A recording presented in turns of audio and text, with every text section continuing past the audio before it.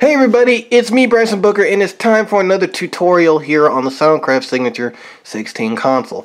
Now, to avoid a whole bunch of complaints I was getting the last time I made these videos, I'm not going to be taking audio directly to my camera. I'm just going to be running it through this JBL Eon Power 15. It not only gives you a real-world test of how it would sound through a PA speaker, but it doesn't come with the extra crappy noise that I got when I was plugging it directly into my camera. So that's what I'm doing here. In the first video, I showed you how to set the gain here on the Soundcraft Signature 16. It is a bit different with different consoles, and Soundcraft is no exception. For mics like an SM58, you may have to use a bit more gain than you would normally use with a console such as a Mackie or an Allen & Heath. Soundcraft requires you to push that preamp just a little bit more to get the desired level to the source, to your faders. So now we're going to learn on how to use the limiter that's included. This is a DBX limiter that's included right here on the console. And so to activate the limiter, just press the button. And on this particular console, I have 4 DBX limiters. I believe the Signature 22 has, I think, 8 of them. And then the Signature 12 and 10 have 2. Okay, oh, whoa, sorry, tiring myself out. You can check those specs on Soundcraft's website.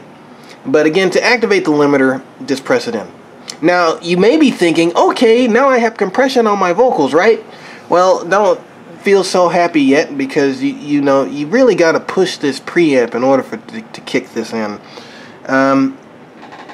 And so I'll try my best to see if I can actually activate it here by screaming into the mic. There we go. So this compressor again will kick in when super high level sources, you know, activate it. Again, the ratio of this limiter is 7:1. That's a really high ratio. And the threshold must be, I don't know, really high as well, because that's not going to kick in. Well, let's see.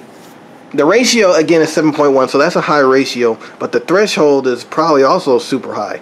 So it's not going to kick in, you know, unless you really have somebody screaming in the vocal mic. Or you have certain types of vocal mics that have a hotter gain, I don't know, such as an EV ND257A. That mic has a much more hotter gain. Then it will kick in a lot quicker. But something like an SM58, you really have to be working on the microphone. Really, really, really have to be working on the microphone in order for the, you know, it to light up here. So I'll show you how that sounds through a PA speaker. I may get a little feedback, so just beware. Check 1, 2. Hey, 1. Hey, 1, 2. Hey, 1, 2. I also have to make mention here that I did a little EQ on my voice just to make this test a bit more realistic. Hey, 1, 2, 1, 2, 1, 2. So again, that's the compressor kicking in. You can hear it compressing just a little bit, but not to the point where it's like, oh my god, there's compression. But you can hear it a little bit. 1, hey, oh boy.